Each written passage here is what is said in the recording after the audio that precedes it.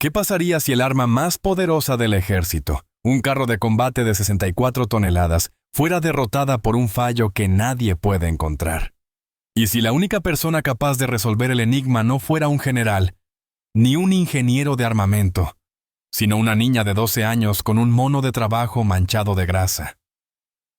Esta es la historia de Lucía García, una niña que, armada solo con la lógica y el recuerdo de su madre, se enfrentó a la rígida jerarquía militar en la base de San Gregorio y la cambió para siempre. Antes de continuar, me gustaría saber de qué país están viendo este video. Escriban en los comentarios y veamos qué país es el más activo. El sol aragonés caía a plomo sobre el hangar de mantenimiento de la base militar de Zaragoza, donde el coloso de acero de 64 toneladas, un Leopardo 12E, permanecía inmóvil y en silencio. Durante 3 semanas, el patrón había sido exasperantemente idéntico. El motor arrancaba, funcionaba con la precisión de un reloj suizo durante exactamente 43 minutos y luego, sin previo aviso, sin un solo código de error en los diagnósticos, se apagaba. Se detenía por completo. El sargento primero Morales, un curtido veterano del Mando de Operaciones Especiales, MEMOE, había revisado cada sistema con la paciencia de un santo. El brigada Romero, un suboficial de mantenimiento cuya vida entera se había desarrollado entre la grasa y los motores de tanques, estaba completamente perplejo. El coronel Soler, jefe de la unidad, y el capitán Herrera, un oficial convencido de que el reglamento era la respuesta a todo, exigían soluciones inmediatas. Pero nada funcionaba. La frustración en el hangar era tan densa como el calor del verano. En medio de esta atmósfera cargada, Lucía García, la hija de 12 años de un mecánico civil que trabajaba en la base, escuchaba atentamente la conversación. A pesar de su edad, había heredado un instinto técnico casi sobrenatural de su madre, una sargento primero zapadora fallecida en acto de servicio en Afganistán. Se acercó al grupo de uniformes y monos de trabajo, y con una voz clara y tranquila que cortó el murmullo de frustración. Isaiah preguntó: ¿Alguien ha comprobado el relé térmico de la unidad de control del motor? Se hizo un silencio absoluto. 6 militares adultos se giraron para mirarla, una mezcla de incredulidad y condescendencia en sus rostros. El capitán Herrera soltó una risa seca y despectiva. Pero Lucía tenía razón. Y lo que su observación destapó no solo puso en marcha el carro de combate, sino que sacó a la luz prejuicios profundamente arraigados, reveló los secretos del heroísmo olvidado de su madre y forzó a toda una institución militar a reevaluar su definición de talento y competencia. «Jovencita, quizás deberías ir a jugar a otra parte», dijo alguien del grupo. Lucía sintió cómo sus mejillas se encendían, una mezcla de vergüenza y una chispa de ira, pero mantuvo la calma, una serenidad que desentonaba con su edad. «No estoy jugando, mi capitán. Estoy observando. El carro siempre se detiene a los 43 minutos. Siempre. Eso no es un fallo mecánico, que suele ser irregular o empeorar. Eso es un sistema de protección que se activa. Es una desconexión por sobrecalentamiento, pero es programada.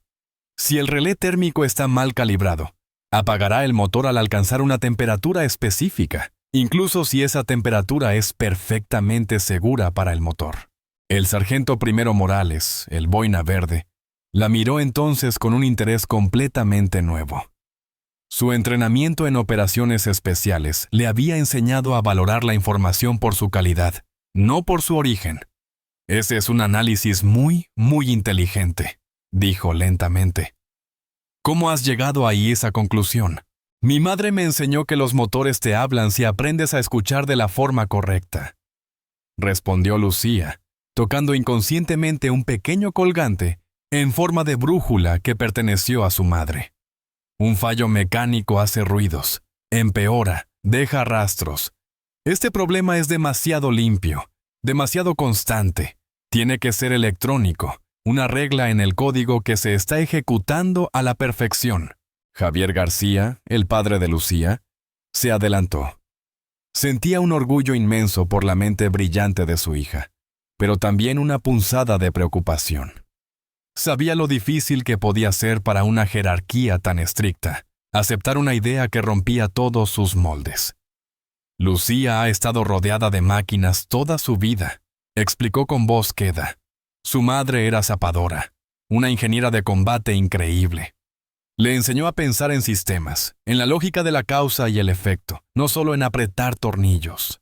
El brigada Romero, el veterano jefe de mecánicos, estudió a la niña con una mirada profesional. El relé térmico está enterrado en la unidad de control del motor. Es un componente que no tocamos a menos que tengamos una sospecha muy fundada. Es un trabajo de varias horas, solo para llegar a él. Y precisamente por eso podría ser el problema, insistió Lucía. Es lo que nadie ha mirado porque es difícil llegar a él. El coronel Soler se encontraba ante una encrucijada. El reglamento del Ejército de Tierra era inflexible en cuanto a la participación de civiles, y mucho menos de niños, en el mantenimiento de sistemas de armamento críticos. Pero sus 30 años de servicio le habían enseñado una lección aún más importante. A veces, la solución no está en el manual. ¿Cuánto tiempo llevaría la comprobación del relé?, preguntó, su voz resonando en el hangar. 1 hora para el diagnóstico una vez que lleguemos a él. Quizás otra para el reemplazo si está defectuoso, respondió Romero, calculando mentalmente. El capitán Herrera no pudo contener su indignación. ¿De verdad vamos a basar nuestras acciones de mantenimiento, que afectan a un sistema de 8 millones de euros, en la sugerencia de una niña? La responsabilidad es mía, capitán, le interrumpió el coronel Soler, con un tono que no admitía réplica. Lo único que importa en este momento es tener este leopardo operativo. Documentaremos cada paso meticulosamente, dejando claro el origen de la sugerencia. Ahora, pónganse a ello. Mientras el brigada Romero y su equipo comenzaban el minucioso proceso de desmontaje, Lucía sintió un torbellino de emoción y nervios. Semanas de observar desde la distancia, de tomar notas en su cuaderno, de escuchar las frustradas conversaciones de los mecánicos, culminaban en este momento. Su padre le puso una mano tranquilizadora en el hombro. ¿Estás segura, cariño? Sí, papá, susurró ella. Mamá lo habría descubierto. Sé que lo habría hecho.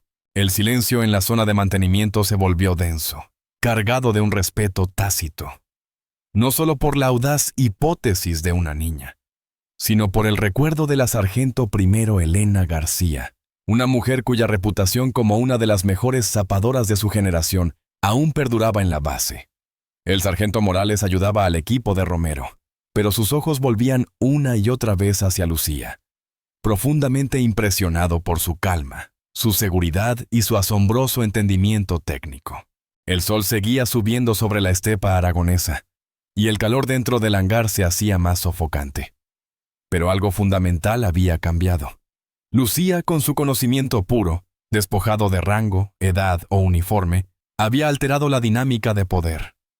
Todos los presentes, desde el coronel hasta el último mecánico, sentían que estaban presenciando algo importante, algo que iba más allá de una simple reparación. Son los que mejor entienden cómo funcionan las cosas. Javier García sonrió con melancolía al escuchar a su hija, reconociendo la filosofía de Elena en cada una de sus palabras. Su difunta esposa poseía una habilidad casi mística para sentir los fallos mecánicos, un don que la hizo legendaria en su batallón de ingenieros y que salvó incontables vidas en misiones en el extranjero. Ver esas mismas chispas de genialidad en Lucía era una fuente de inmenso orgullo y, al mismo tiempo, un doloroso recordatorio de su ausencia.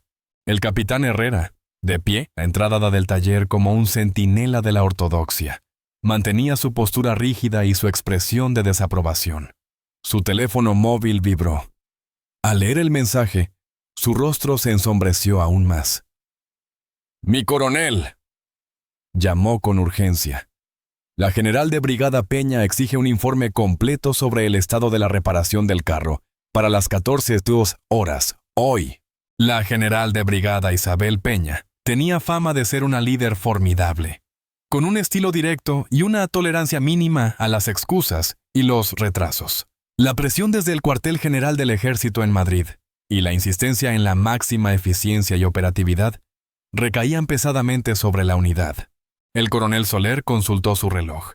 Disponían de menos de 4 horas para solucionar el problema o para redactar un informe que nadie querría firmar. ¿Cuánto falta para acceder al relé?, preguntó al equipo de mantenimiento. El brigada Romero, con medio cuerpo metido en el compartimento del motor, respondió: Unos 33 minutos, mi coronel. Luego 10 minutos para el diagnóstico. Si la niña tiene razón, el reemplazo nos llevará 1 hora, más o menos. Si no la tiene, terció el sargento Morales. Al menos habremos descartado una variable compleja y aprendido algo valioso sobre el sistema. Su voz era serena, la de un hombre acostumbrado a tomar decisiones de vida o muerte bajo una presión inimaginable. Lucía reconoció en la calma de Morales una cualidad que su padre siempre describía de su madre. ¿Qué tipo de operaciones especiales hacen ustedes?, preguntó, la curiosidad superando su timidez.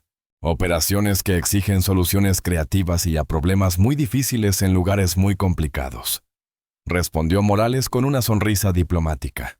En ese momento, la cabo Sofía Núñez, de 23 años, se acercó con una tablet. Era una de las conductoras de carro más jóvenes de la unidad, pero su talento técnico era tan evidente que se había ganado el respeto de los suboficiales más veteranos. Mi brigada, dijo, he cargado el historial de servicio completo del vehículo. Quizá encontremos algo que se nos pasó. Buen trabajo, Núñez, dijo Romero.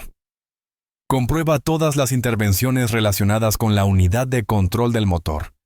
Sensores de temperatura, gestión térmica, cualquier cosa. Mientras Núñez se sumergía en los datos, Lucía le preguntó en voz baja: ¿Cómo lidias con la gente que piensa que no deberías estar aquí? Núñez la miró y le dedicó un guiño cómplice. Hago mi trabajo, y lo hago muy bien. La competencia calla muchas bocas, sobre todo cuando viene de alguien de quien no se lo esperan. ¡Ya está!, interrumpió Romero desde el motor. El relé es accesible. Lucía, ¿quieres verlo? Lucía se acercó y contempló el pequeño componente, una pieza insignificante en apariencia, pero con el poder de paralizar una máquina de guerra. A veces, dijo Romero mientras conectaba los terminales de diagnóstico, las piezas más pequeñas son las que causan los problemas más grandes. Tras unos minutos de pruebas tensas, el monitor del equipo de diagnóstico emitió un pitido. Romero exclamó, con una mezcla de asombro y júbilo: ¡Bingo! El relé corta la corriente a 87,5 grados Celsius, cuando su especificación es de 92 grados. La niña tenía razón. Apaga el motor justo antes de que alcance su temperatura óptima de funcionamiento. El coronel Soler dejó escapar un suspiro de alivio que resonó en todo el hangar. El capitán Herrera se quedó sin palabras, incapaz de procesar que una niña de 12 años acababa de resolver un enigma que había humillado a todo su departamento. Vio el patrón, explicó el sargento Morales, maravillado. Como decía su madre, hay que pensar como la máquina. No qué se supone que debe hacer, sino por qué hace lo que hace. Javier García, abrumado por el orgullo, deseó con todas sus fuerzas que Elena estuviera allí para presenciarlo.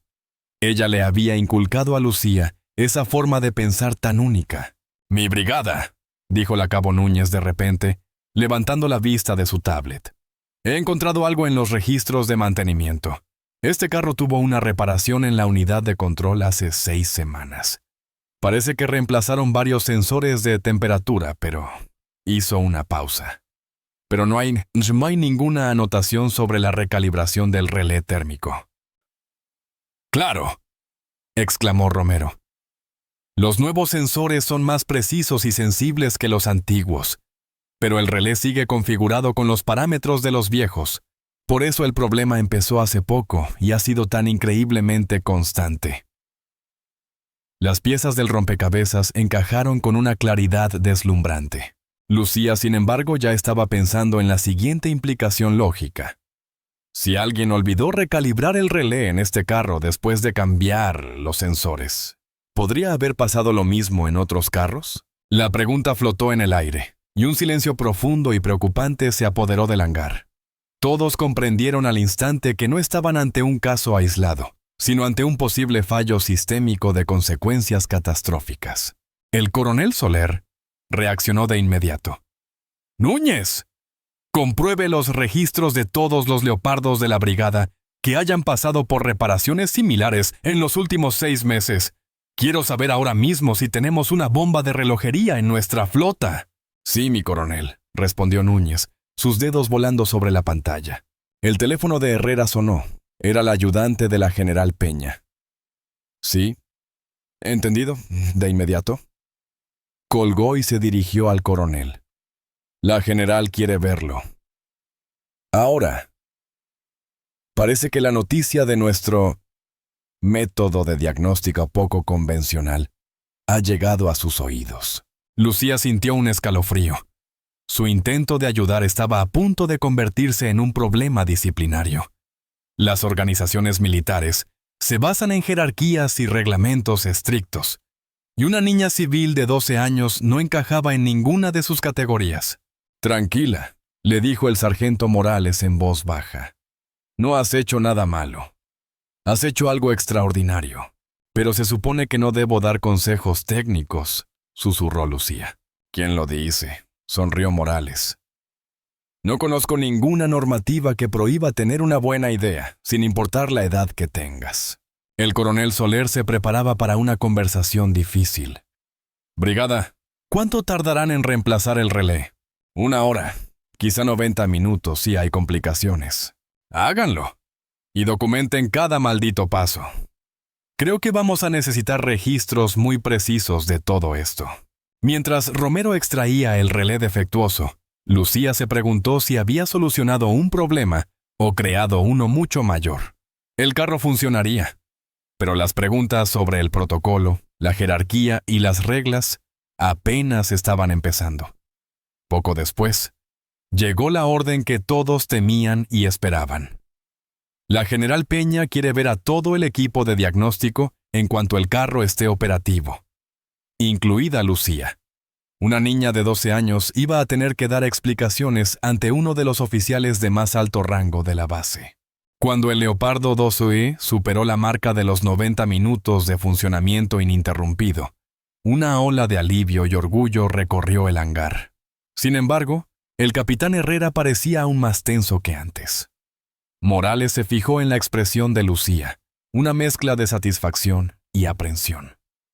«¿Sabes lo que viene ahora, verdad, Lucía?» «Sí», respondió ella. «La general querrá saber cómo es posible que una niña descubriera algo que todos los adultos pasaron por alto. Y si de verdad sé de lo que estoy hablando». «Lo sé», dijo Lucía con una confianza tranquila. «Ahora solo falta que ella me crea». Entonces, la cabo Núñez dio la noticia que lo cambió todo. «Mi coronel, he encontrado 7 carros más en esta base, con reparaciones idénticas en los últimos 2 meses. Ninguno con recalibración del relé». La implicación era escalofriante. Podría haber 8 carros defectuosos, solo en San Gregorio, 7 de los cuales aún no habían fallado simplemente porque no habían operado en las condiciones exactas para activar el fallo. El coronel comprendió al instante la importancia estratégica. Un fallo en cadena en medio de unas maniobras o peor aún, en una misión real, sería una catástrofe. El teléfono de Herrera volvió a sonar. La conversación fue breve y visiblemente desagradable. «En el despacho de la general Peña. Quiere ver a todo el equipo de diagnóstico en 30 minutos. Hizo hincapié en todos juntos». La frase era significativa. Incluía a una niña de 12 años, cuya participación en el mantenimiento de un carro de combate era una anomalía sin precedentes en el reglamento. La doctora Elena Ríos, la psicóloga jefe de la base, entró en el hangar. Su presencia solía indicar situaciones delicadas de personal. «Coronel», comenzó, «entiendo que tenemos una situación interesante». Miró a Lucía. «Soy Elena. ¿Cómo te sientes con toda esta atención?» «Nerviosa», admitió Lucía, «pero solo quería que entendieran que podía ayudar». «Y ayudé». «Y ahora», dijo Lotoa, dijo la doctora Ríos con calma. Tenemos que asegurarnos de que todo el mundo reconozca tu contribución como algo valioso y apropiado. ¿Qué pasa cuando los civiles ayudan con la tecnología militar?, le preguntó Morales a la psicóloga. Es inusual, explicó ella. Normalmente solo trabajamos con adultos certificados. ¿Y ahora qué?, preguntó Lucía en voz baja. Ahora, dijo el coronel Soler con determinación, vamos a explicarle a la general Peña exactamente lo que ha pasado y por qué fue lo correcto. El brigada Romero apagó el motor del carro y aseguró el hangar. ¿Prepara un informe técnico detallado, mi coronel? Sí, quiero cada paso documentado. Si esto sienta un precedente, tiene que estar todo meridianamente claro. Un especialista entró corriendo. Mi coronel, estamos recibiendo llamadas de otras bases. Quieren saber sobre nuestros métodos de reparación. El interés ha llegado hasta el cuartel general del ejército. Lucía sintió el peso de la tensión. Lo que empezó como una simple observación se estaba convirtiendo en un caso de estudio para la resolución de problemas en toda la institución militar. Su abuela, Carmen, apareció entonces, con una mirada que mezclaba preocupación y una resolución de acero. Lucía, ¿recuerdas lo que decía tu madre sobre defender la verdad? Lucía tocó su colgante. Tener la razón no siempre es fácil, pero estar equivocado es mucho más difícil a la larga. Tu madre se enfrentó a desafíos similares porque era joven y era mujer, dijo Carmen. Recuerda, le aconsejó la doctora Ríos. No estás acusada de nada. Estás explicando cómo ayudaste. Es una gran diferencia. El coronel miró el reloj. Tenemos que irnos. A la general Peña no le gusta la impuntualidad. Al salir del hangar, Lucía estaba segura de una cosa. El carro está arreglado. Pase lo que pase, está arreglado. Pero esto solo es el principio, respondió el sargento Morales. El sol abrasador les golpeó mientras caminaban hacia el cuartel general. Lucía sabía que su competencia técnica estaba a punto de ser puesta a prueba, no por su precisión, sino por sus consecuencias para las reglas y jerarquías militares. Las puertas de cristal del edificio de mando reflejaron al pequeño y extraño grupo. Una niña de 12 años, flanqueada por su padre y un soldado de operaciones especiales, y rodeada de oficiales que habían apostado su carrera por escucharla.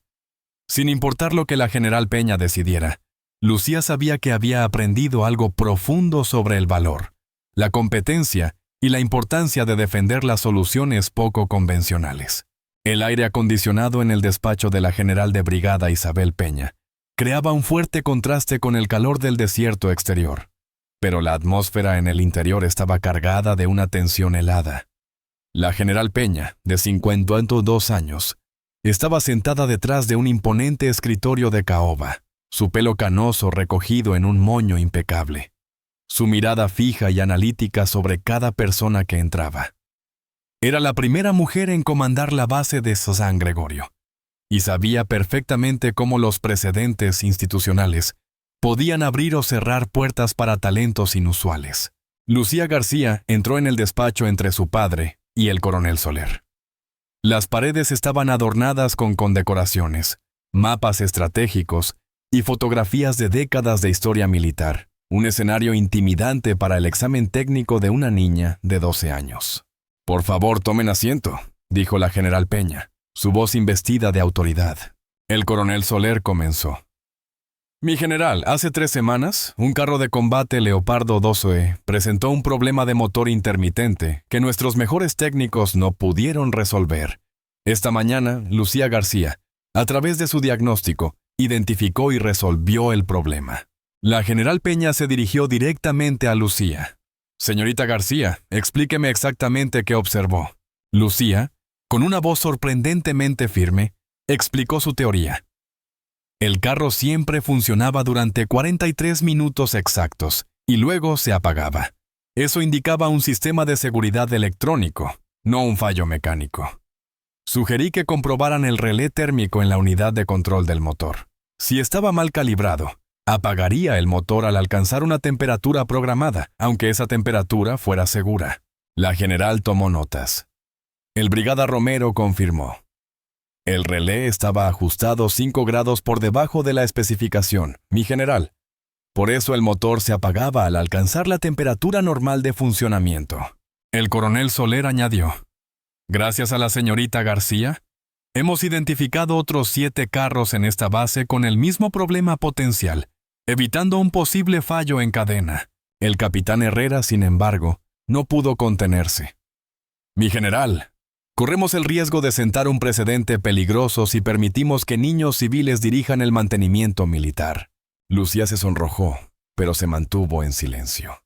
Quiero entender cómo se llegó a esta situación, replicó la general. El coronel Soler explicó que se habían agotado todos los métodos convencionales antes de considerar la propuesta de Lucía. El sargento Morales añadió: en mi unidad, mi general, lo que importa es el valor de la información, no de dónde provenga. La doctora Ríos destacó las excepcionales capacidades analíticas y de razonamiento lógico de Lucía. Javier García, su padre, explicó que su difunta esposa, la sargento primero Elena García, una condecorada zapadora, había instruido a Lucía desde muy pequeña. La general Peña miró fijamente a Lucía. ¿Entiendes por qué algunas personas tienen dudas sobre tu participación?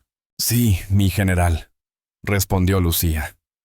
Porque soy joven y soy civil, y el ejército tiene reglas. Pero yo quería ayudar porque sabía algo que podía ser útil.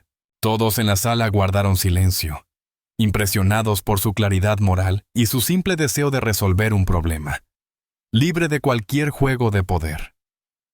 A la general, una sensación persistente le decía que ya se había encontrado con el nombre de Elena García antes, aunque los recuerdos exactos se le escapaban. Rechazó una llamada entrante del cuartel general. Era la tercera en una hora. El capitán Herrera vio en ello una confirmación de sus temores sobre la violación del protocolo.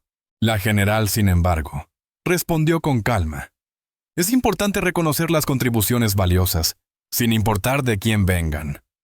El éxito de Lucía había desencadenado un debate más amplio sobre los valores institucionales. ¿Debía el ejército hacer espacio para la pericia no convencional cuando los métodos tradicionales fracasaban? Un especialista trajo un informe urgente. Varias bases más informaban de problemas similares con los relés térmicos.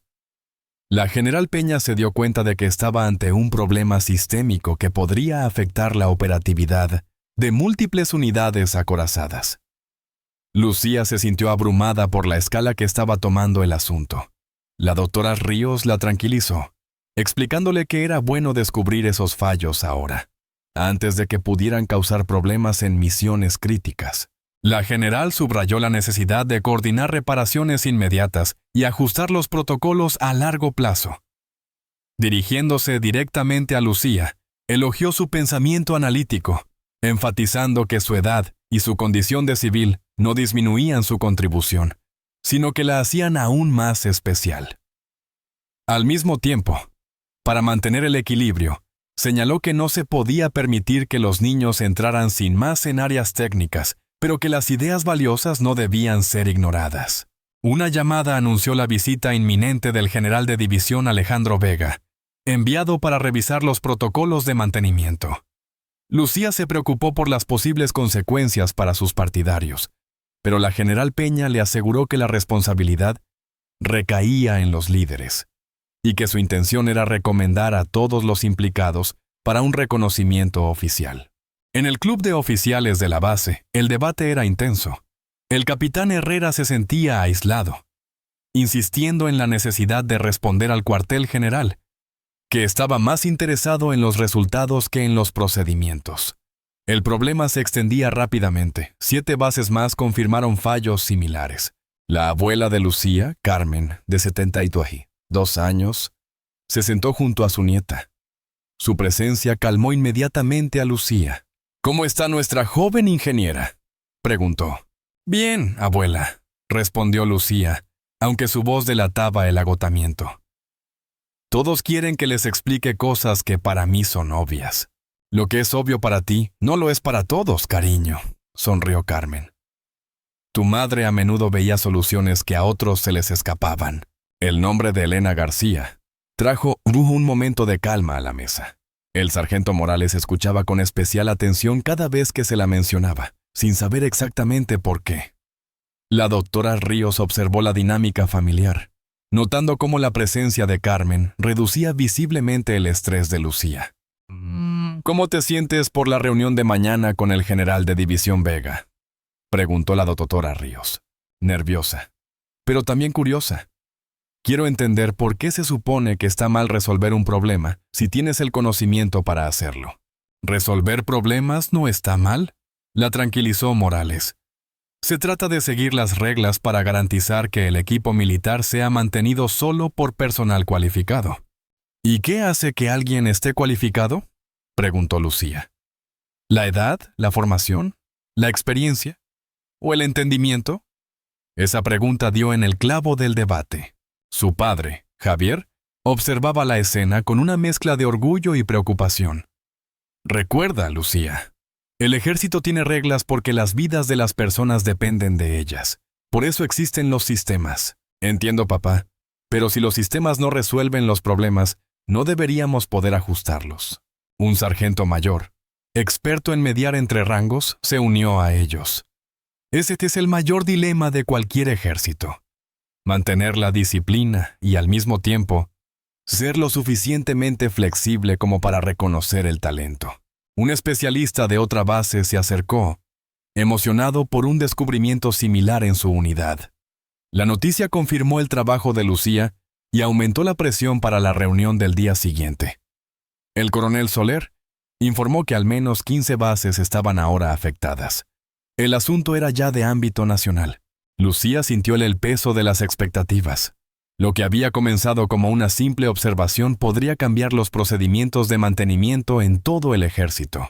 ¿Entiendes lo que está pasando aquí realmente?, le preguntó Morales en voz baja. Lucía asintió lentamente. Se trata de si el ejército debería cambiar basándose en lo que yo descubrí sobre el carro. Exacto, confirmó Morales.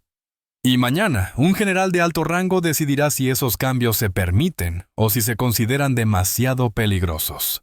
Carmen le puso una mano protectora en el hombro. Pase lo que pase, hiciste lo correcto. Tu madre estaría muy orgullosa. Morales recordó de nuevo a Elena García. Señora, le preguntó a Carmen, ¿puede contarme más sobre el servicio de su nuera en Afganistán? Carmen se mostró cautelosa. Estuvo ella en el 84 Batallón de Zapadores, especializada en desactivación de explosivos. Ese nombre de unidad despertó una vívida memoria en Morales. UNIED, su equipo casi aniquilado, y una sargento zapadora que los había salvado. Ella sacó a mi equipo de un vehículo blindado en llamas. Después de una explosión, dijo Morales en voz baja, su voz cargada de emoción, el club de oficiales se quedó en un silencio sepulcral. Lucía lo miró fijamente con los ojos muy abiertos, mientras Javier y Carmen intercambiaban miradas que mezclaban reconocimiento y un dolor antiguo. Tú estuviste allí, susurró Lucía. Tú conociste a mi madre. Morales asintió lentamente, su habitual compostura profesional desmoronándose mientras los recuerdos reprimidos exigían ser reconocidos.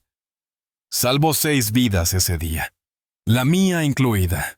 Estábamos atrapados en un lince volcado. La gasolina se derramaba, y ella se metió en esa trampa mortal para sacarnos uno a uno. Nunca nos contó los detalles, dijo Javier, el primero en encontrar la voz. Solo que había ayudado a unos boinas verdes que estaban en apuros. Hizo más que ayudar, replicó Morales, con la voz temblorosa. Fue el acto de valentía más increíble que he presenciado. En condiciones que habrían matado a la mayoría. A Lucía se le llenaron los ojos de lágrimas. La conexión parecía demasiado profunda para ser una coincidencia, como si la vida los hubiera unido a todos a través del valor de su madre.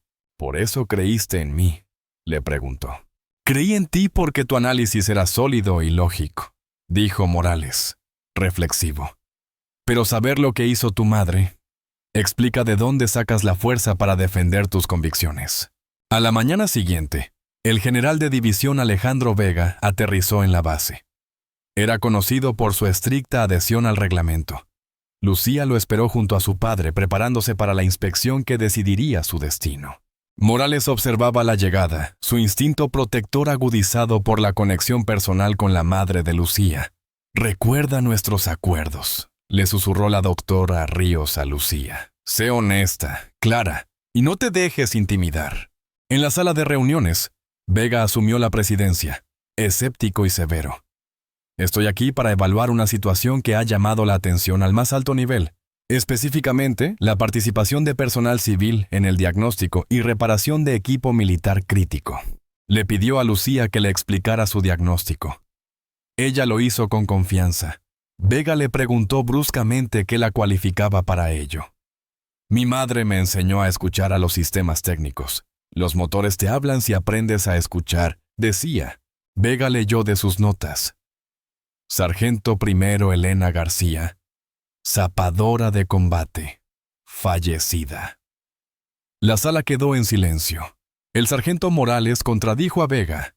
«La sargento García fue valiente y competente.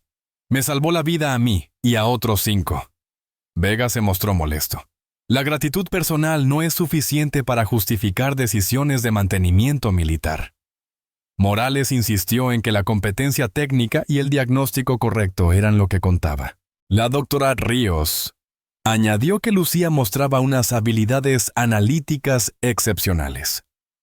El coronel Soler explicó que, tras el fracaso de los métodos convencionales, la propuesta de Lucía se consideró seriamente para evitar más fallos.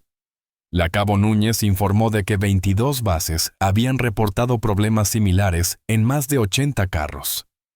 El diagnóstico de Lucía había evitado fallos generalizados y había aumentado la preparación del ejército. Vega empezó a comprender el valor práctico de la contribución de Lucía. Vio el complejo equilibrio entre el reglamento y la utilidad real. Finalmente, le preguntó a Lucía con curiosidad: «¿Entiendes las consecuencias de tus actos?» «Ayudé a resolver un gran problema», respondió Lucía con seriedad, «y demostré que las buenas ideas pueden venir de personas inesperadas». Un silencio siguió mientras todos asimilaban la perspectiva de una niña de 12 años sobre el cambio. El general de división Vega suspendió la sesión durante 1 hora para consultar con el cuartel general. Lucía fue rodeada por sus partidarios, que valoraban su valentía. «Has honrado el legado de tu madre», le dijo Morales. Lucía tocó el colgante de su brújula, esperando no haber metido a nadie en problemas. La general Peña la tranquilizó. «Esto no es culpa tuya». Mientras Vega hablaba por teléfono en el exterior, la noticia se confirmó. 43 bases estaban afectadas, con un coste potencial enorme.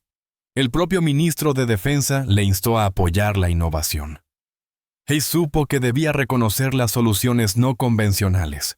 Al reanudar la sesión, le preguntó a Lucía en privado: «¿Pensaste si tu edad y tu condición de civil hacían que tu participación fuera inapropiada?» «Pensé que era más importante resolver el problema que seguir las reglas al pie de la letra si no funcionaban», respondió ella. «Quizás ese enfoque», dijo Vega, «se ha aplicado ahora en casi 50 instalaciones militares y ha evitado daños por valor de más de 60 millones de euros». Explicó que, si bien las estructuras militares son cruciales, el conocimiento valioso no puede ser ignorado. Lucía sugirió que el sistema debería centrarse en cómo se evalúan las ideas, no en quién las tiene. Vega estuvo de acuerdo. «Esa es la recomendación que le haré al jefe del Estado Mayor del Ejército». Elogió a Lucía y a los responsables que apoyaron su idea. «¿Qué harías tú en mi posición?», le preguntó finalmente. «Apoyaría a la gente que tiene el conocimiento, pero dejaría que los responsables tomen las decisiones finales», respondió ella. La general Peña mostró su alivio y orgullo al ver que su apoyo a la resolución de problemas no convencional era respaldado al más alto nivel. Vega se dirigió a Lucía. «Señorita García, su contribución a la operatividad militar va mucho más allá de la solución técnica. Ha demostrado que la pericia, el pensamiento analítico y la iniciativa son más importantes que la edad, el rango o el título». Conmovida, Lucía aceptó el reconocimiento, sabiendo que sus partidarios no sufrirían consecuencias negativas. Vega añadió con una sonrisa: Pero los niños de 12 años no pueden dar consejos técnicos sin supervisión en las zonas de mantenimiento. Esto provocó una risa generalizada. Vega anunció unas imaginas. Un nuevo programa para fomentar talentos técnicos excepcionales en las familias militares. El programa de excelencia técnica Sargento I Elena García. Nombrado en honor a la madre de Lucía, ofrecería educación y tutoría para abrir oportunidades a otros jóvenes talentos. Javier García, con los ojos llorosos, agradeció el honor. Al final de la reunión, Lucía estaba rodeada de militares orgullosos del cambio institucional que se había producido. 3 meses más tarde, Lucía estaba en el nuevo Centro Técnico Memorial Elena García, viendo a otros jóvenes de familias militares trabajar en problemas técnicos bajo supervisión. El sargento Morales, ahora miembro del Consejo Asesor, la elogió. Tu madre estaría orgullosa. Has honrado su memoria y has creado oportunidades para otros jóvenes. La general Peña le informó de que ya había una docena de solicitudes de otras bases para programas similares. Lucía sonrió. Seguro que hay muchos niños con buenas ideas, si alguien se para a escuchar. Mientras el sol se ponía sobre la base de San Gregorio, Lucía supo que había logrado algo más que una solución técnica. Había mantenido vivo el legado de su madre y había demostrado que el valor, la competencia y la iniciativa pueden inspirar a las generaciones futuras. El crujido de la estática en la radio fue el punto final. Sin supervivientes probables ni posibilidad de recuperación de la aeronave, sentenció el coronel mientras cerraba con un gesto cansado la carpeta de la misión. Afuera, la lluvia martillaba el techo del centro de mando como si quisiera demolerlo, y dentro, los oficiales intercambiaban miradas cargadas de un entendimiento sombrío. Nadie, absolutamente nadie, sobrevivía a esa línea de fuego. Antes de continuar, me gustaría saber de qué país están viendo este video. Escriban en los comentarios y veamos qué país es el más activo. Entonces, cortando el estruendo de la tormenta, llegó un sonido imposible. Un susurro al principio, luego más claro. El débil y distante batir de unas aspas de rotor abriéndose paso a través del aguacero. Todas las miradas, hasta entonces hundidas en la resignación, se clavaron en la pantalla del radar. No era un eco fantasma. Era una piloto que acababa de romper todas las reglas del combate para iniciar una guerra secreta que sus superiores ni siquiera sabían que estaban perdiendo. La lluvia golpeaba con una furia implacable el techo metálico del centro de mando en la base operativa avanzada Zaragoza, en el corazón hostil de Afganistán. En el interior, la pantalla táctica holográfica parpadeaba, proyectando una luz azulada y fantasmal sobre los rostros sombríos del equipo de liderazgo. El mapa en 3 dimensiones mostraba la catástrofe con una claridad brutal y desoladora. 23 soldados de operaciones especiales, la unidad de élite Sombra 1, estaban atrapados más allá de la línea de fuego enemiga. La zona designada para la extracción era un océano de indicadores de alerta rojos que latían como un corazón moribundo. El coronel Javier Mendoza se quitó los auriculares, el gesto lento y pesado, y se presionó las sienes con las yemas de los dedos, como si intentara contener una migraña que amenazaba con partirle el cráneo. Son 3 NH-90 Caimán derribados. 3, dijo. Su voz se mantuvo firme, una proeza de disciplina militar, pero un músculo que se crispaba rítmicamente en su mandíbula delataba la tensión insoportable que recorría su cuerpo. No hay absolutamente ninguna manera de que nadie atraviese ese espacio aéreo. Es un suicidio. A su lado, el comandante Ríos, su segundo al mando, asintió con una solemnidad que rayaba en la derrota. La última transmisión del equipo Sombra fue hace 17 minutos, mi coronel. Están rodeados por 3 flancos, con la espalda pegada a un barranco infranqueable. Tocó la superficie de la pantalla táctil, ampliando un sector del mapa donde los iconos enemigos, representados en un rojo agresivo, se cerraban sobre la posición de Sombra 1 como un lazo corredizo. Incluso si tuviéramos una aeronave que pudiera milagrosamente llegar hasta allí, no hay dónde aterrizar. La zona de aterrizaje principal está más caliente que el infierno y el terreno que rodea su posición es una trampa mortal de rocas y pendientes. La sala, hasta entonces un hervidero de comunicaciones y análisis frenéticos, se sumió en un silencio profundo, solo roto por el golpeteo incesante de la lluvia y el suave y metódico pitido de los equipos de comunicaciones que confirmaban que todo lo demás funcionaba, excepto la esperanza. La realidad no expresada, fría y afilada como un cuchillo, pendía en el aire. Estaban a punto de perder a 23 de los mejores hombres que el ejército español tenía para ofrecer. Deberíamos informar al mando de operaciones de que hemos agotado todas las opciones de extracción viables, dijo el teniente coronel Salas, su voz desprovista de emoción, ya cogiendo el teléfono de la línea segura. Recomiendo que anotemos este incidente en el registro como una pérdida total probable y comencemos a preparar el protocolo de notificación a las familias. Fue entonces, en ese preciso instante de resignación oficial, cuando una voz desde el fondo de la sala cortó la atmósfera fúnebre con la nitidez de un bisturí. Yo lo sacaré. Todas las cabezas, sin excepción, se giraron hacia la entrada. Allí, justo dentro del umbral, recortada contra la oscuridad de la noche y la tormenta, se erguía una figura empapada. El mono de vuelo de la capitana Elena Nia Vargas estaba tan oscurecido por la lluvia que parecía negro, y su pelo corto y oscuro goteaba sobre sus hombros, formando un pequeño charco a sus pies. Era evidente que llevaba allí el tiempo suficiente para haber comprendido la magnitud del desastre, pero no el suficiente para haber sido formalmente invitada a la reunión de más alto nivel de la base. Algunos de los suboficiales y personal de enlace presentes intercambiaron miradas furtivas. Uno de ellos, un brigada de mantenimiento con el rostro curtido por el sol afgano, asintió casi imperceptiblemente, un gesto cargado de un respeto que contrastaba brutalmente con la reacción de los oficiales superiores. Ellos no mostraron más que un escepticismo gélido, rozando la hostilidad.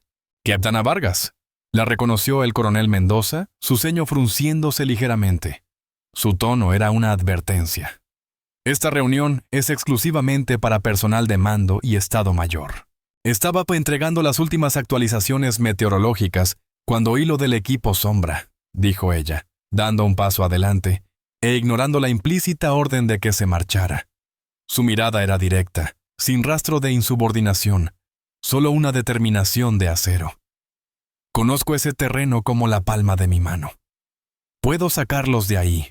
Un momento de silencio incómodo y denso se apoderó de la sala, finalmente roto por un resoplido de desdén del comandante Ríos. «¿Con qué piensa hacerlo, capitana? ¿Con una alfombra mágica?» Hizo un gesto despectivo hacia la pantalla táctica. «Hemos perdido 3 pájaros de combate esta noche. 3. Los mejores pilotos de las FAMET, con las mejores máquinas, no pudieron penetrar ese espacio aéreo. ¿Y usted cree que puede?» Los ojos de Nia nunca se apartaron del coronel, ignorando por completo al comandante. «El caimán de transporte de suministros. El que llegó ayer desde la península. Lo he revisado yo misma esta tarde. Está en condiciones de volar». Esta vez, la risa abierta y burlona provino del teniente coronel Salas. «¿Ese cacharro viejo? Por Dios, Vargas. Apenas tiene contramedidas electrónicas actualizadas y pasó la última inspección por los pelos. Está destinado a operaciones de retaguardia, para transportar agua y correo, no para volar a través de un muro de fuego antiaéreo. Tiene la autonomía que necesito y yo puedo volarlo», insistió Nia, su voz tranquila pero inquebrantable. Se movió con una gracia inesperada hacia la pantalla táctil, su dedo mojado, trazando una ruta que ninguno de los oficiales de planificación había considerado. Hay un paso a través de estas crestas montañosas. Un corredor. Las posiciones antiaéreas enemigas no pueden apuntar con eficacia a través de este cañón debido a la interferencia del terreno y los ángulos muertos de sus radares. El coronel Mendoza la estudió con los ojos entrecerrados, su mente analítica trabajando a toda velocidad. «Parece saber usted demasiado sobre una misión que se acaba de presentar en esta sala, capitana». Detrás de Nia, alguien en la penumbra de la sala susurró, lo suficientemente alto como para ser oído por casi todos. «Esa es Vargas. He oído que la dejaron en tierra después del incidente de Herat. El hombro de Nia se tensó de forma casi imperceptible al oír la palabra Herat. Un espasmo involuntario que traicionó una herida profunda, pero su expresión se mantuvo impenetrable, sus ojos fijos en el mapa. En la pantalla, como una cruel coincidencia, la foto del líder del equipo Sombra, el capitán Mateo Lorca, parpadeó brevemente en la ficha de la unidad. Los ojos de Nia se detuvieron en esa foto un instante de más, una vacilación minúscula, casi indetectable, pero que no escapó a la aguda mirada del coronel. «Conoce a alguien ahí abajo, ¿verdad?», afirmó Mendoza, más que preguntar. «Conozco que son soldados españoles, mi coronel», respondió ella con una calma glacial.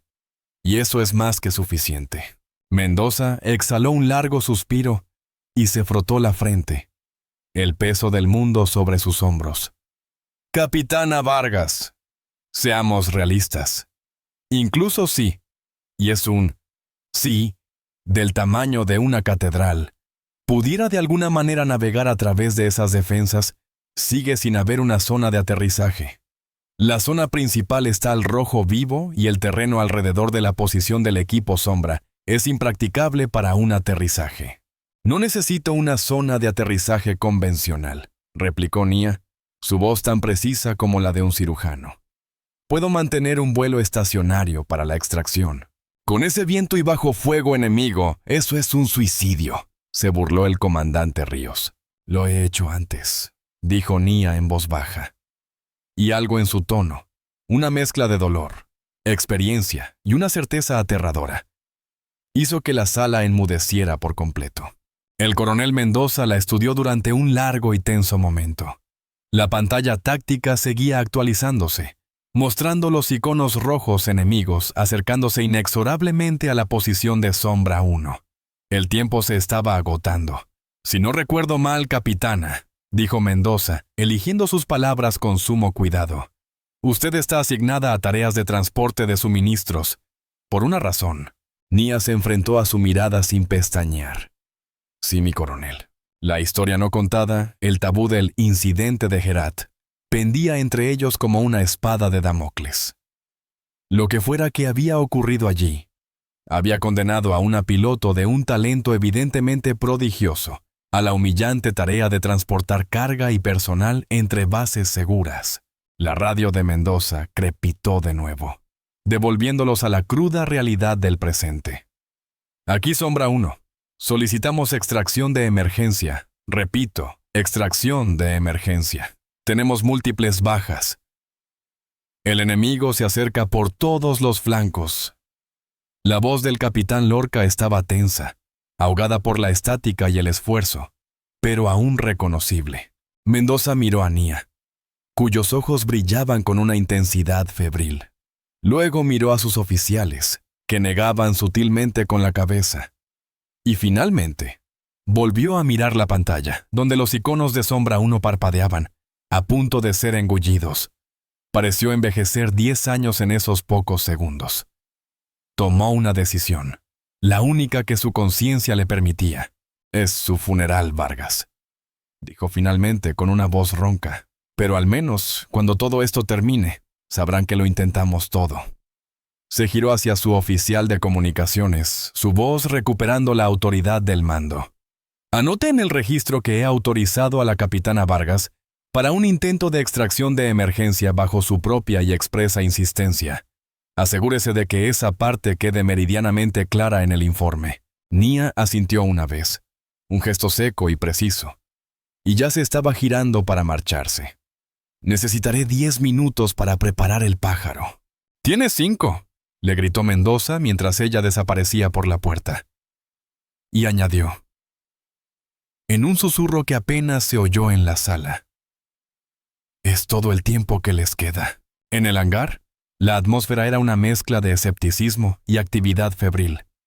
Nia se movía con una eficiencia hipnótica, inspeccionando el maltrecho helicóptero NH-90 Caimán que había llegado el día anterior desde la retaguardia.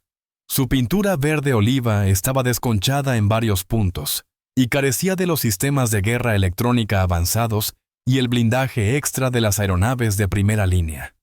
Pero sus rotores, Su transmisión y su motor, según su inspección, eran sólidos. El brigada Lange, el jefe de mantenimiento de vuelo, la observaba con los brazos cruzados y una expresión de abierta incredulidad. Mi capitana, este pájaro apenas mantiene la altitud con buen tiempo. No digamos ya volar a través de ese infierno de fuego y viento que hay ahí fuera. El motor no está optimizado para estas altitudes con esta carga. Volará, dijo Nia, pasando la mano por el fuselaje del helicóptero como si acariciara a un viejo caballo de batalla. Hablaba con el aparato, no con el brigada. Te queda una buena misión. Puedo sentirlo. Lange negó con la cabeza, murmurando algo sobre la locura y los pilotos, pero aún así ordenó a sus hombres que la ayudaran a prepararse. Mientras trabajaban a un ritmo frenético, un joven soldado se acercó, vacilante, sosteniendo algo en la mano. No tendría más de 19 años, su rostro una máscara de miedo y esperanza. ¿Capitana Vargas? Nia asintió, sin dejar de realizar sus comprobaciones previas al vuelo, su mente ya en el aire, calculando vientos y trayectorias. He oído que va por el equipo Sombra. Nia se detuvo y lo miró. ¿Y? Mi hermano está con ellos.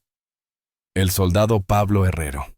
El joven le tendió un parche de la unidad Sombra, gastado y sucio.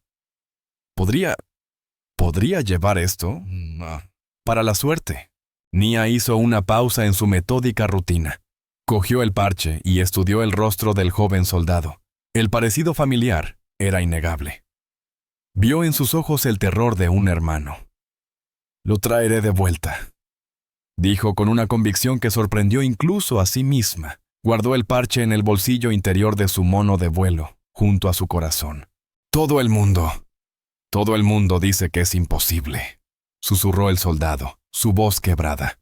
La expresión de Nia, normalmente una máscara de control férreo, se suavizó por un instante. A veces, lo imposible solo requiere un poco más de tiempo. Volvió a sus comprobaciones, dejando al joven soldado allí de pie, aferrado a una mezcla de esperanza y pavor. Al subir al asiento del piloto, el olor familiar a queroseno y electrónica la envolvió. Por un instante, un flash de memoria la cegó. Otra cabina, luces de advertencia parpadeando en rojo, alarmas aullando, una voz gritando su nombre. «Nia, sácanos de aquí». Sacudió la cabeza, empujando el recuerdo a las profundidades de su mente. El pasado era el pasado. Esto era ahora. La lluvia golpeaba el parabrisas con la fuerza de un martillo neumático mientras encendía el helicóptero. Las vibraciones familiares recorrieron la estructura, un ser vivo despertando. Los rotores comenzaron a girar, lentamente al principio, luego cogiendo velocidad hasta convertirse en un borrón invisible sobre su cabeza, un disco de poder que desafiaba a la tormenta. «Aquí Vargas, solicito autorización para despegue, misión de extracción de emergencia». La radio crepitó. «Vargas, aquí control». El tiempo empeora drásticamente. El último barrido del radar muestra que la línea de fuego se ha expandido. Tenga en cuenta que las condiciones se están deteriorando por segundos. Entendido, control. La voz del coronel Mendoza irrumpió en el canal, fría y oficial. Para que conste en el registro, capitana, nadie en esta sala espera que llegue a su objetivo. Esto se realiza únicamente para demostrar que se agotaron todas las vías posibles. El agarre de Nia se tensó en los mandos cíclicos. Comprendió el mensaje. La estaban cubriendo legalmente, pero también la estaban sentenciando. «Entendido, mi coronel. Estaré de vuelta en 20 minutos». Casi podía visualizar las miradas de incredulidad que se intercambiaban en la sala de control. Nadie creía que lo lograría, nadie. Excepto quizás un joven soldado que observaba desde la puerta del hangar, aferrado a la foto de su hermano. El caimán se elevó y fue inmediatamente zarandeado por vientos huracanados que lo empujaban de lado. Nia compensó de forma automática, su cuerpo recordando los ritmos del vuelo de maneras que su mente consciente no podía articular.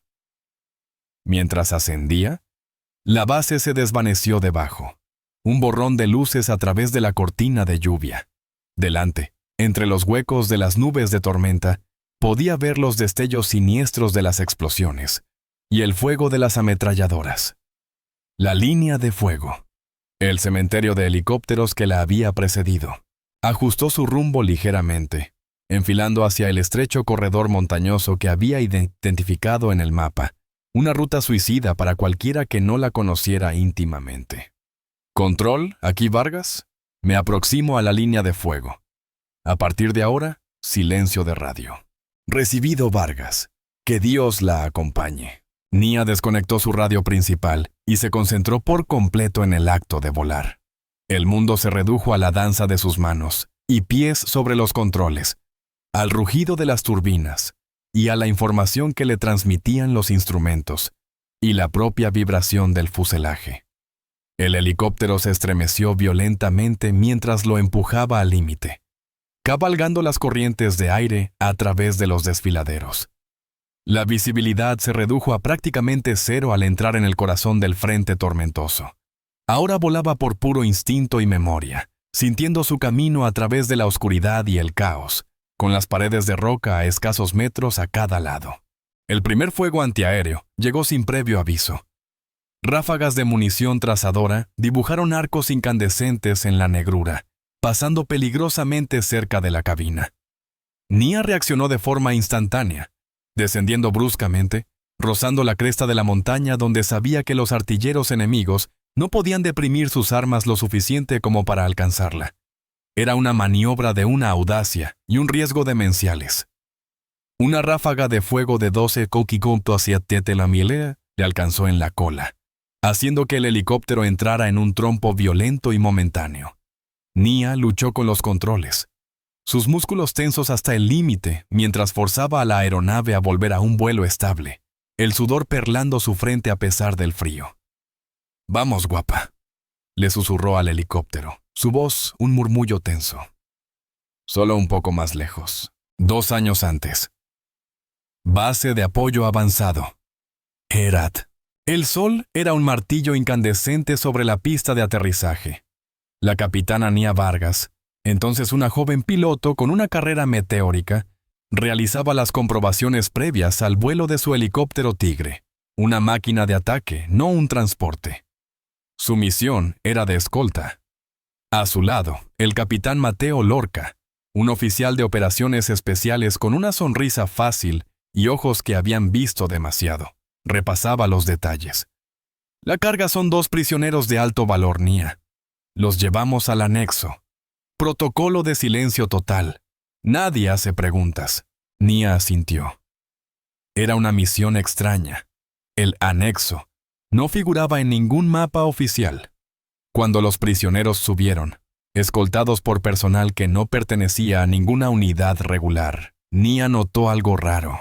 No llevaban los monos naranjas habituales. Llevaban restos de uniformes del ejército español. Y uno de ellos, al tropezar, dejó caer un objeto metálico, una placa de identificación militar española. Nia la vio antes de que un escolta la pisara y la ocultara. En el aire, a través de la comunicación interna, escuchó una frase que no debía oír. Uno de los escoltas le dijo al otro: «Cuando lleguemos, el general Morales quiere los informes de la entrevista cuanto antes». General Morales, el mismo general que había firmado su última evaluación con elogios desmedidos. Y la palabra entrevista tenía un tono que le heló la sangre. Miró por el rabillo del ojo a los prisioneros. Vio el miedo en sus ojos. Eran soldados españoles, operativos de alguna unidad secreta, traicionados por los suyos. En ese instante, tomó una decisión que destruiría su carrera.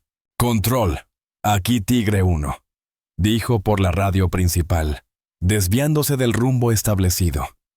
«Tengo un problema técnico. Me desvío a la base principal para una revisión de emergencia».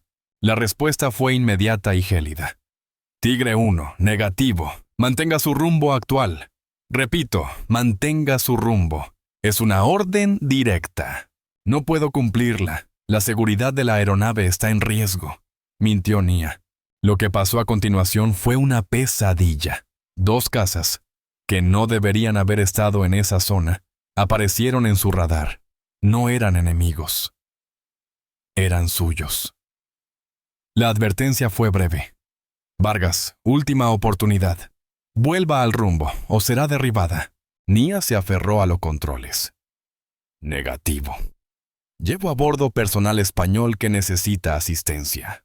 El primer misil aire-aire la alcanzó en el motor de estribor. Las alarmas aullaron. La cabina se llenó de humo. Luchó contra la espiral de la muerte con una habilidad sobrehumana, realizando una autorrotación de manual que la mayoría de los pilotos solo practican en simuladores. El Tigre se estrelló en el desierto. Un aterrizaje brutal que partió el tren de aterrizaje, pero que milagrosamente mantuvo la cabina intacta. Pasaron 48 horas en el infierno. Ella, los 2 operativos traicionados y sus escoltas, ahora sus prisioneros. Mantuvo a raya a las patrullas enemigas con el cañón del helicóptero, racionó el agua y atendió a los heridos. Cuando el equipo de búsqueda y rescate finalmente los encontró, el primero en llegar a la puerta de la cabina fue el capitán Mateo Lorca. Sus ojos se encontraron por un instante, un momento de reconocimiento y respeto silencioso entre 2 profesionales en medio del caos. Él la ayudó a salir. Nunca hablaron de lo que había pasado. El informe oficial diría que fue derribada por fuego enemigo y que los prisioneros se perdieron. A ella la silenciaron, la apartaron, la enterraron en vida en una unidad de transporte, pero nunca olvidó. Y Lorca tampoco. Presente, Base Operativa Avanzada Zaragoza. Habían pasado 15 minutos agónicos desde la partida de Nia. La sala de operaciones era una tumba. Su transpondedor había desaparecido del radar poco después de entrar en el paso de montaña. Han pasado 15 minutos, dijo el teniente coronel Salas, su voz sonando como el martillo de un juez. No hay forma de que lo haya logrado. El coronel Mendoza asintió con una tristeza infinita. Anote la hora de pérdida probable de la aeronave y la piloto. El operador de radio ya estaba tecleando la fatal anotación cuando se detuvo, con la cabeza ladeada. Mi coronel, dijo, con una extraña vacilación. Creí oír algo. Mendoza levantó la vista bruscamente. ¿Qué? Solo un segundo, mi coronel. A través de la estática, pero juraría que oí aspas de rotor. Imaginaciones. Espetó Salas con desdén. Nada podría sobrevivir ahí fuera. Mi coronel, interrumpió el operador de radar, su voz una octava más alta. Tengo una firma, débil, pero está ahí. Es el Caimán de Vargas. Afuera, a través del martilleo de la lluvia, llegó el inconfundible pom, pom, pom de las aspas de un helicóptero. El personal salió corriendo en masa, sin importar la lluvia, entrecerrando los ojos hacia el cielo oscuro. Y entonces lo vieron. A través de un muro de humo y lluvia, emergió la silueta maltrecha del Super Puma, inconfundible incluso en la escasa visibilidad. El helicóptero apenas volaba, con la pintura chamuscada en grandes manchas negras, una docena de agujeros de bala visibles a lo largo del fuselaje y una de las palas del rotor principal visiblemente dañada, vibrando de forma alarmante. «No me lo puedo creer», susurró Salas, la lluvia corriendo por su rostro mientras observaba cómo el helicóptero luchaba por mantener la altitud. El Caimán volaba erráticamente, perdiendo potencia a cada segundo mientras se aproximaba a la zona de aterrizaje. El personal de tierra se apresuró a despejar el área, agitando bastones de luz para guiar a la aeronave herida. Nia luchaba con los mandos mientras el helicóptero descendía en un aterrizaje apenas controlado, tocando tierra con la suficiente fuerza como para que el tren de aterrizaje crujiera en señal de protesta. Los rotores se ralentizaron gradualmente, y luego los motores se apagaron con un gemido agudo y lastimero. Por un momento, nadie se movió.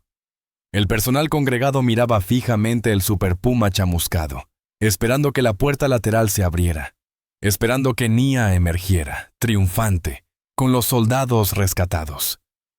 El coronel Mendoza fue el primero en reaccionar, caminando a grandes zancadas hacia el helicóptero con una mezcla de incredulidad y un alivio abrumador en su rostro. «¡Preparen a esos médicos!», gritó por encima del hombro. «Es probable que tengamos heridos».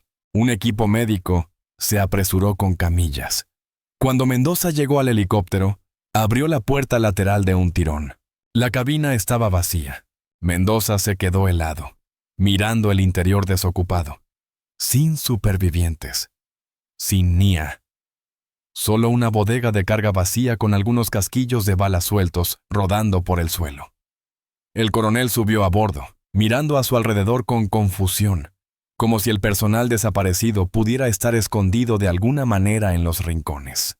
¡Mi coronel!, llamó un médico que había dado la vuelta hasta la cabina. ¡Tiene que ver esto! Mendoza se dirigió a la cabina del piloto. El asiento del piloto estaba vacío. El panel de instrumentos estaba oscuro, excepto por unas pocas luces de emergencia.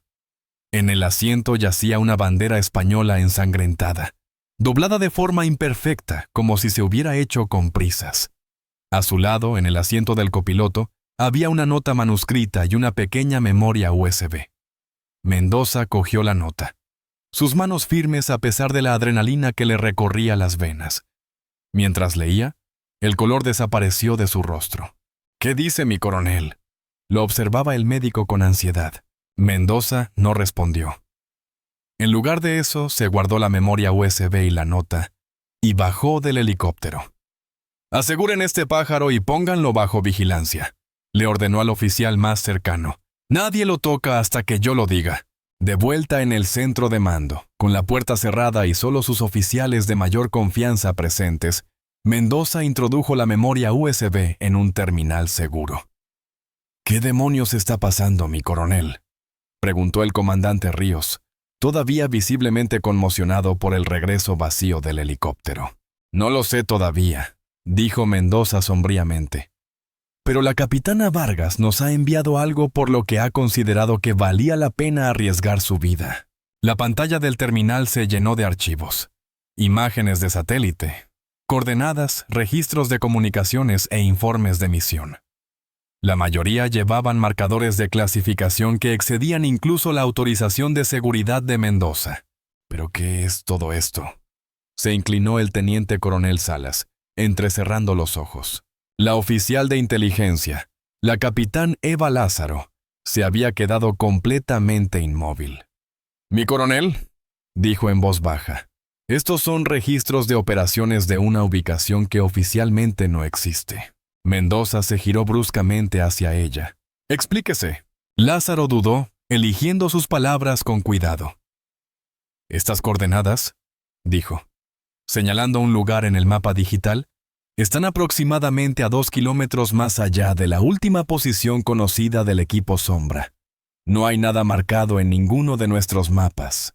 «Ahora sí lo hay», dijo Mendoza, abriendo uno de los archivos de imagen por satélite. Mostraba un complejo enclavado en un valle, bien oculto a la observación casual. «¿Quién autorizó esta operación en nuestra AO?» Nadie respondió. Nadie podía. Mendoza se giró hacia el oficial de comunicaciones. «Póngame con el general de división Morales. Canal seguro, ahora». Mientras esperaban la conexión, Lázaro continuó examinando los archivos. «Mi coronel», dijo después de unos momentos, «hay algo más aquí. Registros de personal». Abrió un archivo y se congeló. «Estos son operativos españoles listados como desaparecidos en combate de varias operaciones en los últimos 3 años». Mendoza se inclinó sobre su hombro, leyendo la pantalla. Su expresión se endureció. «No están desaparecidos. Están siendo retenidos en esa instalación». «¿Por quién?», preguntó Ríos. Antes de que Mendoza pudiera responder, un recuerdo le vino a la mente. Nia estudiando el mapa táctico antes.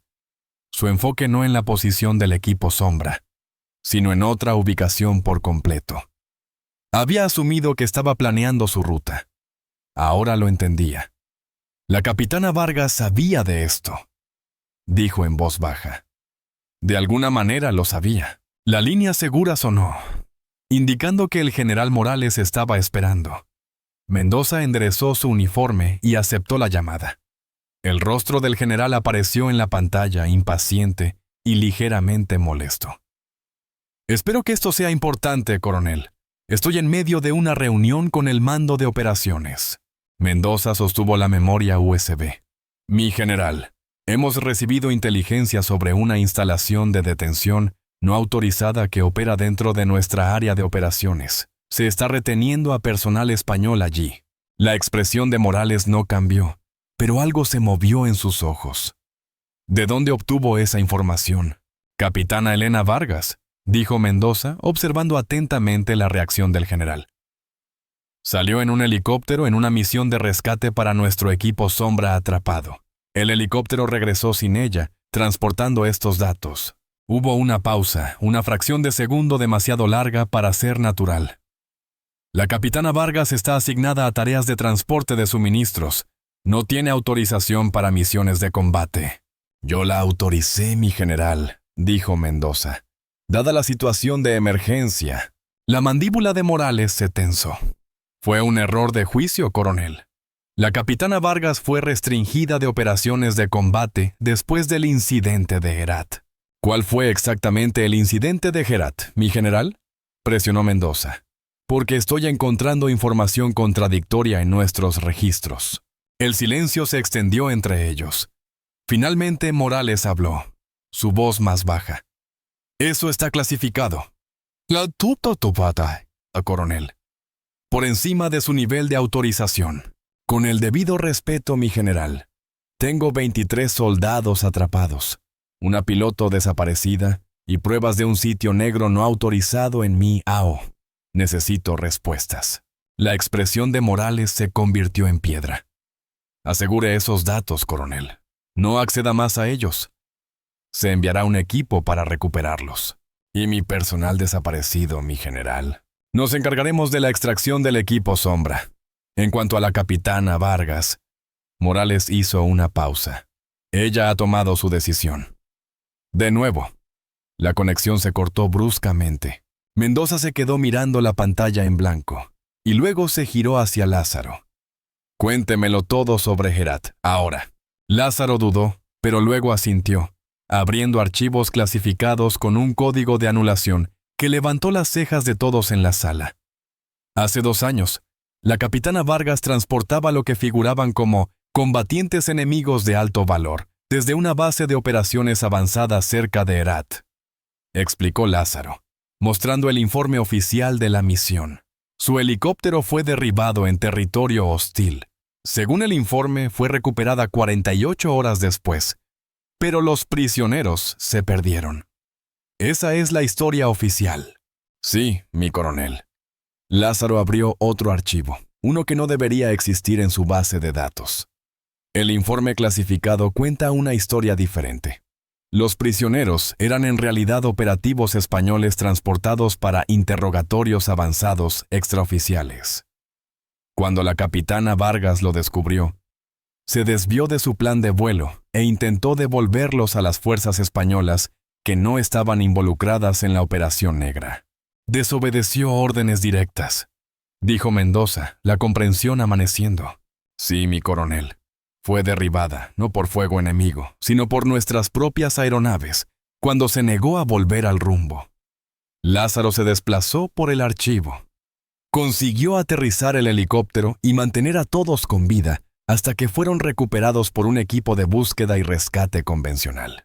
Mendoza cogió la nota que había sido dejada en el helicóptero y la leyó en voz alta por primera vez. No eran los únicos abandonados. Complejo Sombra. Se necesita autorización. Envíen extracción a estas coordenadas en 48 horas. La sala se quedó en silencio mientras las implicaciones se asentaban. Espere, dijo Salas de repente. El líder del equipo Sombra, el capitán Lorca, ¿no formó parte de esa operación de búsqueda y rescate en Herat? Lázaro asintió. Sí, mi coronel, según estos registros, fue él quien encontró a la capitana Vargas y a los operativos. La expresión de Mendoza se oscureció con la comprensión. Así que cuando el equipo Sombra quedó atrapado, ella vio una oportunidad. No solo para salvarlos, sino para exponer lo que sea que esté sucediendo en ese sitio negro. Miró alrededor de la sala. Sabía que nadie autorizaría una misión basada solo en sus sospechas, no después de Herat. Así que usó la extracción de emergencia como tapadera. Mi coronel, interrumpió el operador de radar desde su puesto. He estado analizando la trayectoria de vuelo de regreso del Super Puma de la capitana Vargas. El helicóptero estaba en piloto automático. Lo programó para que volviera a la base vacío. Nunca tuvo la intención de volver con ellos. Se metió allí sabiendo que se quedaría atrás. Se dio cuenta Mendoza. ¿Pero por qué?, preguntó Ríos. ¿Por qué arriesgarlo todo de nuevo, después de lo que pasó la última vez? Mendoza bajó la vista a la nota manuscrita, luego a la foto del capitán Lorca aún mostrada en la pantalla táctica. Porque hay cosas que no se abandonan, dijo en voz baja, repitiendo las palabras que Nia había pronunciado durante su interrogatorio después de Herat. Palabras que habían sido eliminadas del registro oficial, pero que Mendoza, que había formado parte del panel de revisión, todavía recordaba. Se giró hacia sus oficiales. Decisión tomada. Capitán Lázaro, quiero todo lo que tengamos sobre este sitio negro. Comandante Ríos, prepare un plan de operación de rescate. Tenemos 48 horas. Mi coronel, objetó Ríos. El general Morales ordenó explícitamente. Sé lo que ordenó el general, lo cortó Mendoza. También sé que tenemos personal español tras las líneas enemigas. Tanto el equipo Sombra como los prisioneros que estén retenidos en esa instalación. Vamos a sacarlos. Mientras sus oficiales se apresuraban a obedecer, Mendoza estudió el mapa, centrándose en las coordenadas que Nia había proporcionado. Lo que fuera que había descubierto allí fuera, había sido lo suficientemente importante como para que arriesgara todo de nuevo. Y esta vez, no la dejaría enfrentarlo sola. Las siguientes 48 horas, vieron a la BOA Zaragoza transformarse de una instalación militar estándar en el punto de partida para una operación de rescate de alto riesgo. El coronel Mendoza había tomado su decisión. Extraerían tanto al equipo Sombra como investigarían el presunto sitio negro, independientemente de las órdenes del general Morales. Mendoza estaba de pie ante una pantalla táctica en el recién establecido centro de operaciones, estudiando las imágenes de satélite actualizadas que la capitán Lázaro había conseguido a través de canales no oficiales. Nuestra inteligencia confirma 23 señales térmicas en la posición del equipo Sombra, lo que sugiere que todos han sobrevivido hasta ahora, informó Lázaro. Y el sitio negro, designado Complejo Sombra, en las notas de la capitana Vargas, muestra aproximadamente 30 señales adicionales. Algunas parecen ser guardias, otras son consistentes con detenidos. ¿Y Vargas?, preguntó Mendoza. Lázaro dudó. Tenemos una única señal moviéndose entre las dos ubicaciones. Basándonos en los patrones de movimiento, creemos que es ella. Mendoza asintió, sin sorprenderse. Está coordinando entre ellos, probablemente tratando de mantener vivo al equipo Sombra, mientras averigua cómo exponer el sitio negro. Se giró hacia los líderes del equipo de rescate reunidos. Todos ustedes entienden los riesgos. El general Morales nos ha ordenado explícitamente no proseguir con esta operación. Cualquiera que participe lo hace sabiendo que podría haber graves consecuencias. La sala permaneció en silencio, pero nadie se movió para irse. Bien, continuó Mendoza. El comandante Ríos comandará el equipo de extracción principal para Sombra 1. Capitán Lázaro, usted liderará una unidad de infiltración más pequeña para evaluar y extraer a los detenidos del complejo Sombra. Quiero firmas mínimas hasta que estén en el suelo. Entramos en silencio, encontramos a nuestra gente, los traemos a casa. ¿Preguntas? Un joven teniente levantó la mano. Mi coronel, ¿qué hay de la capitana Vargas? La expresión de Mendoza no cambió, pero su voz se suavizó ligeramente. La capitana Vargas es un objetivo prioritario de extracción. Arriesgó todo para traernos esta inteligencia. No la dejamos atrás. Cuando la reunión concluyó y los equipos se dispersaron para hacer los preparativos finales, Mendoza se encontró solo con la mesa de planificación de la misión. Estudió la ruta que Nia había tomado a través de las montañas, un camino considerado imposible hasta que ella demostró lo contrario. Sería su camino de entrada también. ¡Mi coronel! Lázaro se acercó con un archivo en la mano. He completado la revisión del expediente de servicio de la capitana Vargas, como solicitó. Mendoza cogió el archivo, abriéndolo para encontrar la foto militar oficial de Nia, junto con menciones honoríficas y citaciones que abarcaban una carrera impresionante. 3 cruces al mérito militar con distintivo rojo, señaló Mendoza. Misiones de combate en 4 teatros de operaciones, la número 1 de su promoción en la Academia de Vuelo. Levantó la vista hacia Lázaro. Este no es el expediente de alguien que debería estar volando transportes de suministros. No, mi coronel, convino Lázaro. Después del incidente de Herat, alguien quiso apartarla. Sus habilidades eran demasiado valiosas para darle de baja, pero se aseguraron de que no estuviera en una posición para volver a causar problemas. Nunca la dejaron en tierra por incompetencia, dijo Mendoza, cerrando el archivo. La silenciaron. Sí, mi coronel. Y hay más. Lázaro le entregó una tableta de datos. La información que envió demuestra que se estaban llevando a cabo operaciones ilegales. Ciudadanos españoles detenidos sin cargos, protocolos de interrogatorio que violan el derecho internacional. Todo extraoficial. Mendoza revisó las pruebas, su mandíbula tensándose. ¿Y Morales lo sabía? Parece que sí, mi coronel. Mendoza le devolvió la tableta. Haga copias. Copias seguras. Si algo nos pasa ahí fuera, quiero que esta información llegue a las personas adecuadas. Sí, mi coronel. 12 horas después, Mendoza estaba en la pista mientras 5 helicópteros NH-90 Caimán ponían en marcha sus rotores, cortando la oscuridad previa al amanecer. A diferencia del maltrecho transporte que Nia había volado, estos eran aparatos listos para el combate, con sistemas de armas completos y contramedidas.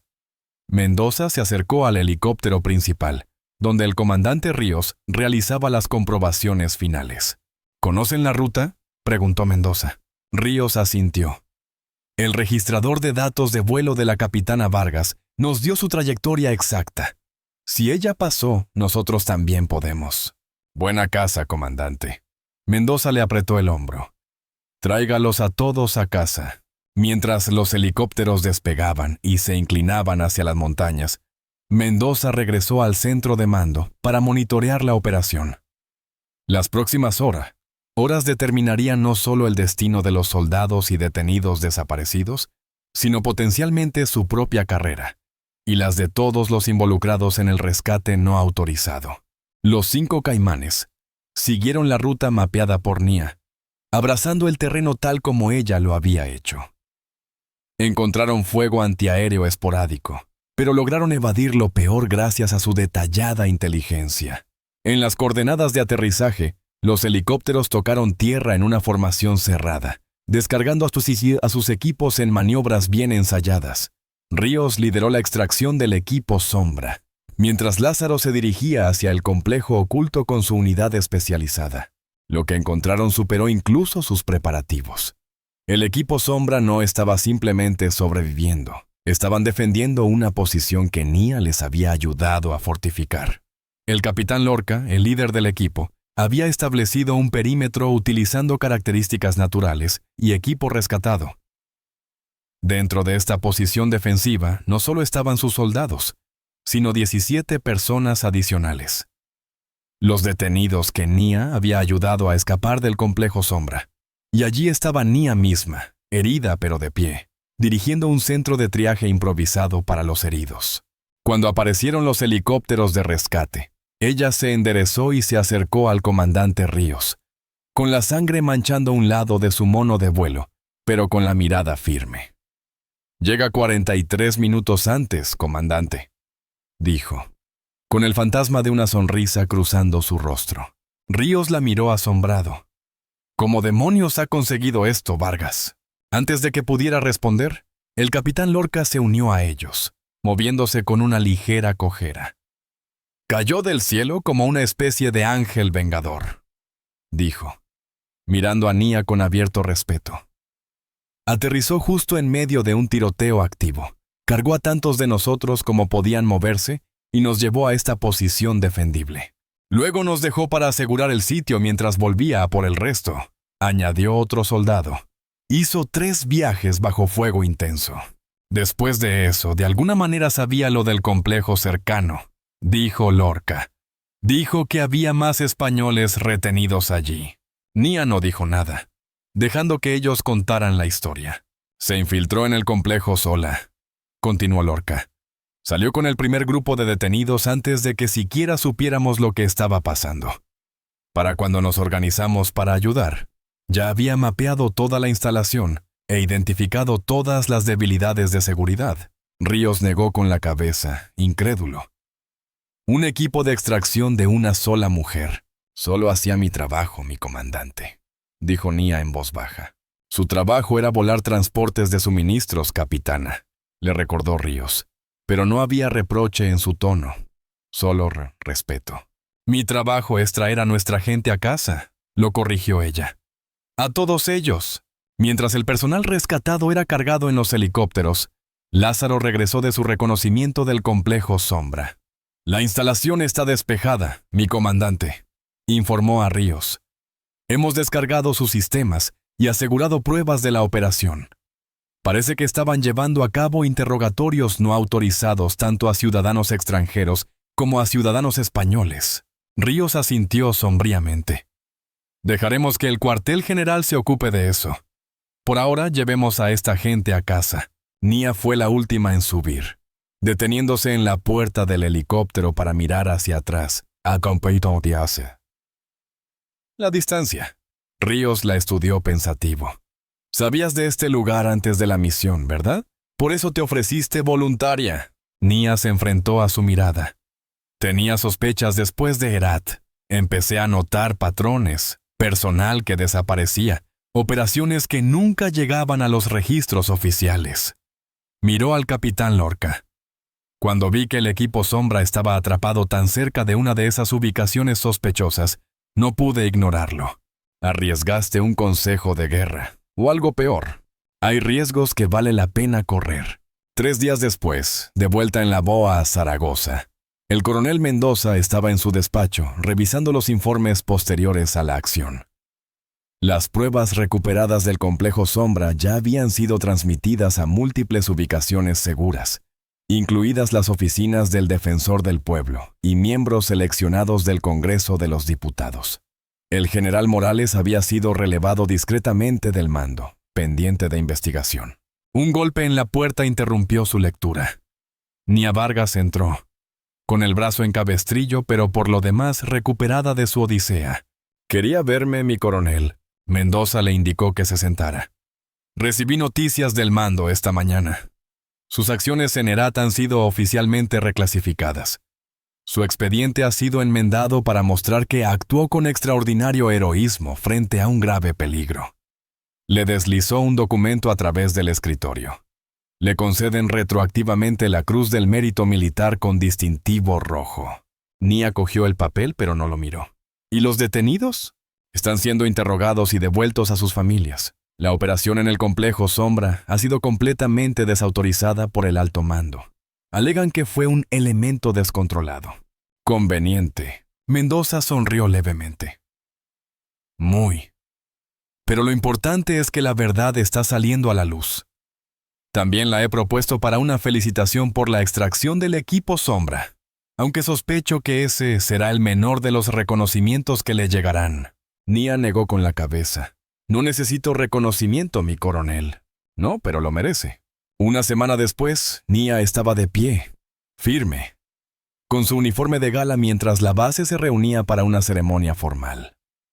Los soldados del equipo Sombra se alinearon en formación, junto con los detenidos liberados que estaban lo suficientemente bien como para asistir.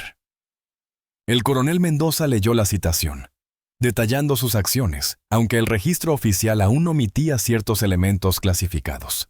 Al concluir la ceremonia, Nia se vio abordada por el joven soldado, cuyo hermano había salvado. «Mi hermano me contó lo que realmente pasó ahí fuera», dijo en voz baja. «Cómo volvió a entrar, no solo una, sino varias veces. Cómo encontró a esos otros prisioneros cuando nadie siquiera sabía que existían». Nia lo estudió por un momento. «Hay cosas que no se abandonan», dijo simplemente. «Por eso lo hizo, incluso después de lo que le pasó a usted. Después de Herat». Nia miró a través de la base, hacia donde el horizonte se extendía en la distancia. Nubes de tormenta se acumulaban en las lejanas montañas. Otra misión. Otro día. Su hermano habría hecho lo mismo por mí, dijo. Cualquiera de ellos lo habría hecho. Eso es lo que somos. Eso es lo que hacemos. Se dio la vuelta, dirigiéndose hacia la línea de vuelo, donde un NH-90 Caimán recién llegado la esperaba. No era un transporte de suministros esta vez, sino una aeronave de combate con su nombre recién pintado debajo de la ventanilla del piloto. Detrás de ella, el joven soldado la observaba marcharse. Luego bajó la vista al parche que ella le había devuelto, el que había llevado al fuego. Estaba chamuscado por los bordes, pero intacto. Igual que la piloto que lo había llevado. ¿Qué opinas de esta historia? Me encantaría escuchar tus pensamientos. Deja un comentario abajo. No olvides darle like y suscribirte para más contenido increíble que llegará pronto.